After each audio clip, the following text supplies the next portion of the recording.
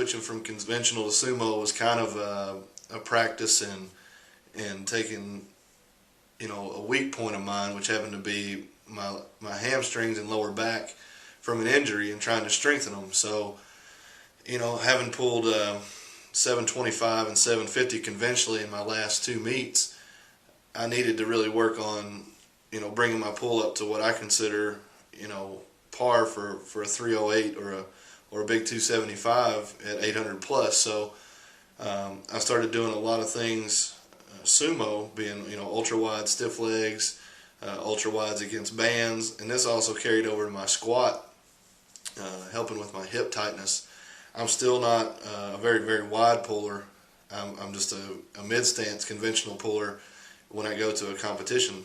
Right now I competed in December at the cell block and pulled 745 this way and missed 775 a little bit to a pinwheel, and I've since pulled that off a 2-inch mat.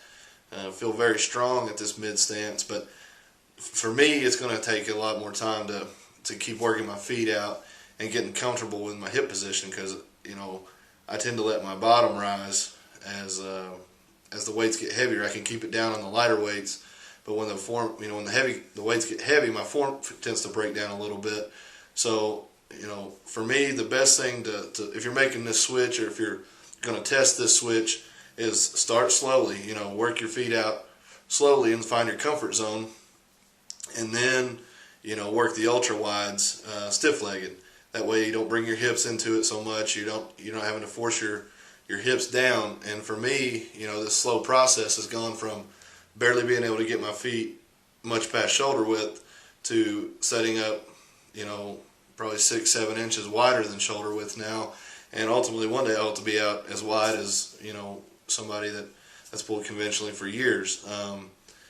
You know, strength carryover, you know, it's pretty much 1-to-1. I can pretty well pull conventionally what I can sumo, and vice versa. And I think it's due to the way we train at Westside and training both of them. I mean, you know, I still pull a lot of speed pulls conventionally. I still pull a lot of my rack pulls conventionally.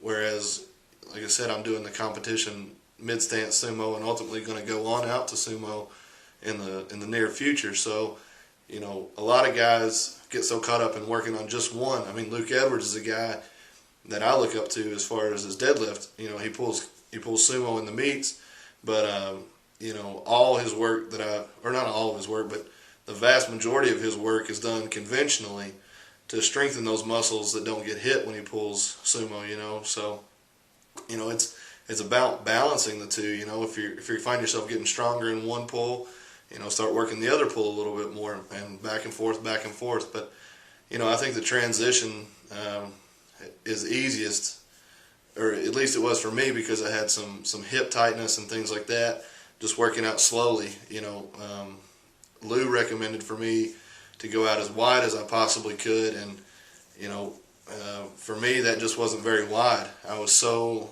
tight in the hips and so tight just in my lower back.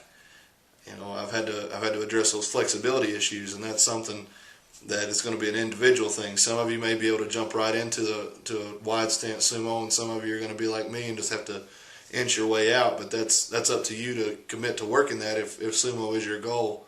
And, you know, just always whatever you do both kind of lifts. You know, do your speed pulls and do max effort with both sets of pulls. You know, don't ever neglect the speed pulls with your conventional if you're a sumo puller, and never shy away from doing all types of pulls with both stances.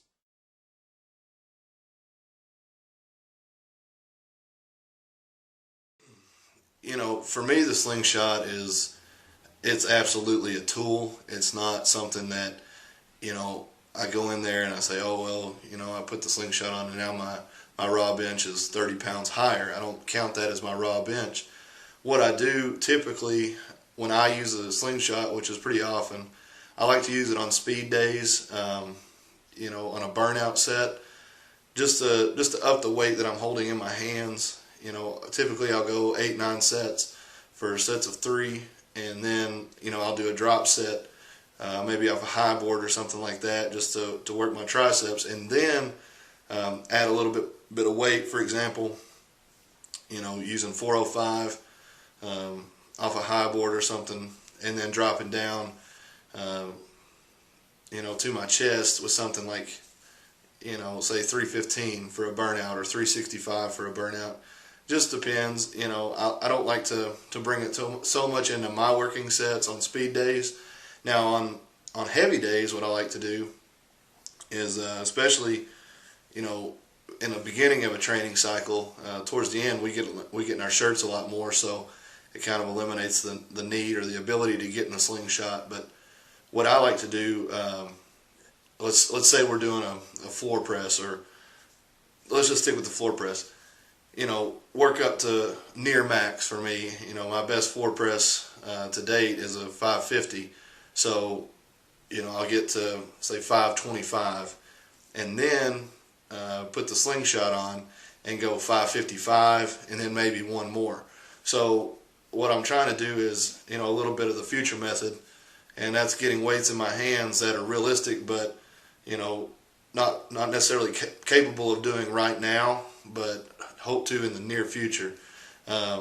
Getting my body and my hands and my forearms used to those weights, so when I take the slingshot off down the road, hopefully they're easier. And with the slingshot, what I found, working those extra few reps, it really has. I mean, it's helped me a lot. It's given me a lot of confidence. The weights that were typically heavy beforehand now don't feel so heavy because I've extended myself an extra 30, 40, 50 pounds sometimes with real weight, because the slingshot, is really good about giving you some rebound off your chest, but you're going to have to work through the sticking points, which most people, the sticking point is a 2 and a 3 board level.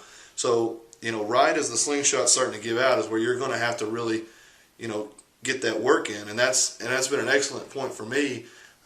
It's really helped me take my bench, along with the dedicated training on speed days. The slingshot is, helping me take my bench from a 650, in December of 2009 to 750, in December of 2010, and really, I'm hoping to do a little bit more than that in a meet in just a few weeks. But the slingshot's been an integral part of that, and the raw work, these guys that get so dedicated to the shirt tend to forget how important raw training is. And the gear is, it's very specific, and you have to be committed to it. But I've never shied away from being a raw lifter. I've never shied away from wanting to be strong raw as well. So for me, the slingshot does a lot of things. It helps build those extra tendons, the forearm strength.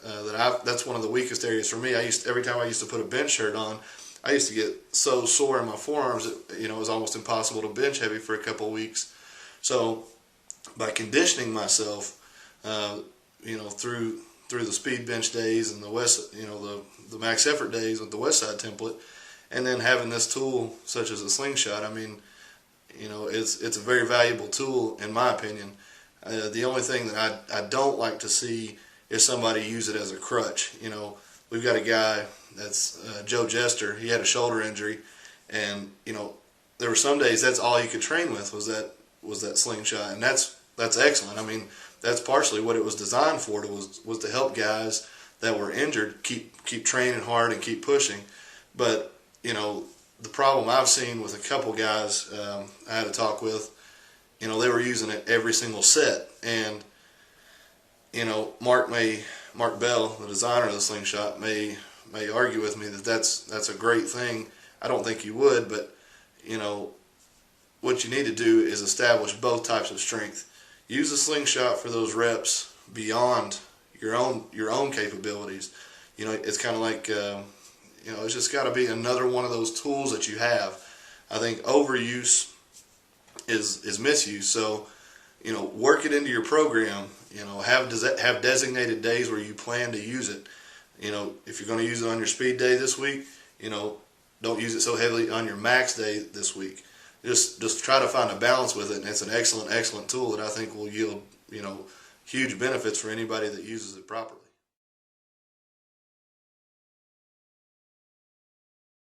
Supplements, I mean, for me, it's just the basics. Very, very simple, straightforward. I take a multivitamin. I take a liver care and Live 52 from Himalaya Nutrition. I take all the at-large products. I use the protein, which is a nitrine and opticin, and I use the Results, which is a creatine supplement. I use their branched chain amino acids, and I use their fish oil. And it really doesn't get much fancier than that for me. I've never been a huge supplement guy. I think a lot of people get wowed by the latest and greatest thing. I personally think it's a bunch of crap.